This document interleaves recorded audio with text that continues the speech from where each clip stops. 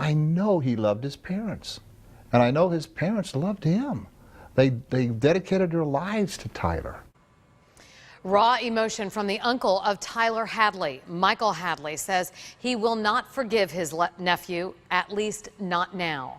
Tyler Hadley will be sentenced for the killings of his parents next month. Dan Corcoran has been covering this story since the day it broke, and he's been in Port St. Lucie with an interview that you'll see only on 5, Dan. Well, Kelly, Michael Hadley has not spoken out very much about his nephew or about the murders of his brother and his sister-in-law. Tonight, though, he was ready to open up.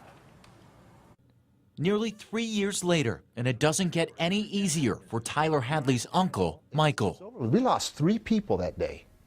Okay, we lost Tyler, Blake, and Mary Jo. Just 3 days before Tyler Hadley's parents were found murdered in their Port St. Lucie home, and before Tyler was arrested, the family was together at Michael's cabin in the northern Georgia mountains. Michael says there was no sign then of what was about to happen. There was moments that he looked like he might be, somewhat sad or thinking about something a little, out there, but perfectly normal for a 17-year-old. And that was the last time Michael saw his nephew until this week, when now 20-year-old Tyler appeared in court to plead no contest to the first-degree murders of his parents. He showed no emotion, none whatsoever.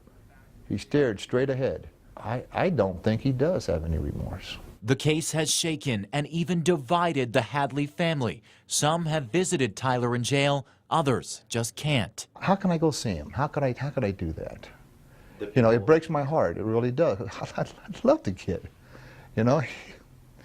But he took away my best friend, my confidant, my brother, and